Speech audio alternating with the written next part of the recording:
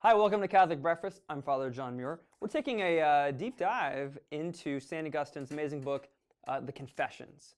Today we're going to look at book 7 and how Saint Augustine starts to go pretty deep himself into the question of who or what is God.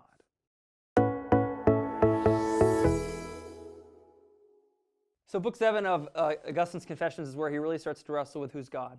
When you start reading book 7, he's kind of going on and on about the kind of the properties of God and how he was really wrestling with his God, this kind of gaseous thing or a rarefied body spread out through space. I remember thinking when I first read it, Augustine, can you please just stop worrying about these details? But the farther you get into this book, you realize this is not a detail. This is a big deal. Who God is kind of matters. First of all, we're made in the image and likeness of God, right? So how the conception of God matters for us big time. But secondly, for Augustine, the question of God is very practical because it's really about the problem of evil too. God's the creator and you've got evil things in the world. Then what does that say about God? It's the problem of evil is very much alive in this chapter. Let me point out where Augustine begins sort of the solution. After throwing off a lot of different ideas about who God is not, here's where Augustine starts with the prologue of the Gospel of John. He says, the very first part, "In the beginning was the Word, and the Word was with God, and the Word was God." But then he quotes at the end of that passage at the prologue of John, "and the Word became flesh." Now, what I want you to see is this juxtaposition of God and flesh, of God becoming one of us, of God taking to himself a human nature in such a way that the Word remains the eternal Word of God, and the flesh remains the human nature, right, in the person of Jesus, that this becomes a kind of interpretive lens for understanding who God is in the first place, right? So sometimes we can play the game, well, once I figure out who or what God is sort of philosophically, then I'll see if I should believe in Jesus or the church. That's not exactly what Augustine's doing. He's really taking the incarnation as a kind of sort of scientific working hypothesis, and now saying, what does that reveal to me about who or what God is? So I'll read to you some of the beautiful lines from Augustine. Again, it's chapter 10 of book 7. "Being admonished by all this to return to myself, I entered into my own depths with you as my guide, into his own soul, and into his own heart's longing to know God. And I was able to do it because you were my helper. I entered, and with the eye of my soul, such as it was, I saw your unchangeable light shining over that same eye of my soul, over my mind." What's going on there? I think, first of all, it's a kind of experience of revelation. So God can't be known directly because he's the source of all things. He transcends all created categories. To know anything directly is just to know what it is in contrast to other things, that it's a created thing with certain limits. But to be God is to be uncreated, which is to be without any limiting factors whatsoever. So then you can't know that thing directly. It's de facto beyond any created intellect to know it. That's why this uncreated light is leading, revealing itself to him in this interior experience. He says it was not the light of every day that the eye of flesh can see. It's not material. But then it's even more strange than that. He says, "Nor some greater light of the same order, such as might be if the brightness of our daily light should be seen shining with a more intense brightness and filling all things with its greatness. Your light was not that, but other, altogether other." I think the Latin there is totaliter aliter, which is a great line. It's other, but it's other in such a way that we can't even begin to comprehend how it's other than all such lights. This is not a created light, an unchangeable, uncreated light. And just a few lines later, he says, "He who knows the truth knows that light.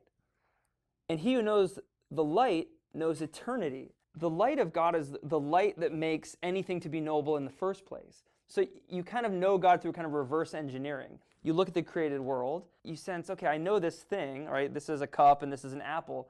But what is the light by which I'm knowing this to be an apple and a cup? It's some kind of creative power which is making those things to be what they are. He fast forwards to the very end and quotes in the end of chapter 10, "And thou didst cry to me from afar, I am who am." That's the line from the book of Exodus when Moses hears God speaking from the burning bush. And Moses says, "What's your name?" Right? Well, what's the kind of thing you are? And God says, "I am who am." In other words, I am the one whose essence it is to be, to exist. I'm the source of all existence.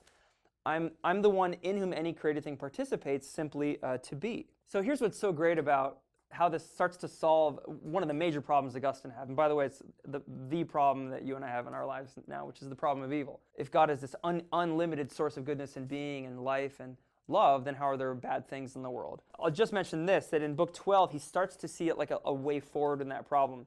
Thus, whatsoever things are good. And that evil whose origin I sought is not a substance, because if it were a substance, it would be good. It's not circular reasoning. It's really logical.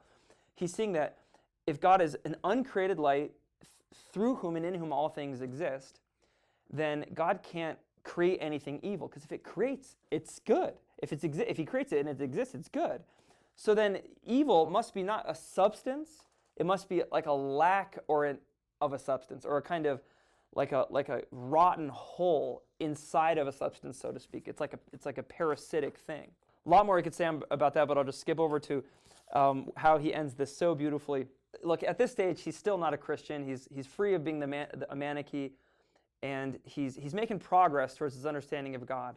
But he says this, "And I marvel to find that at last I loved you, and not some phantom instead of you." That's beautiful, right? I think in our lives, part of just maturing intellectually and spiritually is letting experiences or letting intellectual work or whatever strip us of false notions of God. God is always beyond what we can ever conceptualize or imagine. Part of just maturing is realizing, you know what, that image I had of God when I was 5 or 10 or 15 or 20 or 25, it's just insufficient. It's insufficient by definition. But, it's like a working image of God in our lives. And Augustine is at this beautiful moment where he's like, that everything I thought the Catholic Church teaches about God, I was wrong. I scorned the church for teaching these things, but the church doesn't teach those things. That God is like a guy in space with a beard, or some kind of tooth fairy or something, or that God is any kind of created thing, no matter how great or no matter how powerful and almighty. Well, that's not what the Catholic Church thinks God is. God is I am who am. God is uncreated light who reveals himself in any created thing. And above all, God is the Word who becomes flesh. So, one way to do this practically, to kind of get into this understanding of who is God, get to know the Gospels. That's actually where Augustine starts to have this intellectual breakthrough, is he gazes on Christ in the Gospels, in the Gospel of John here, and that actually opens up to him the truth about God. I'd love to know what you got out of Book 7 of Augustine's Confessions. And hopefully this book, including the entire Confessions, helps you understand more deeply who God really is.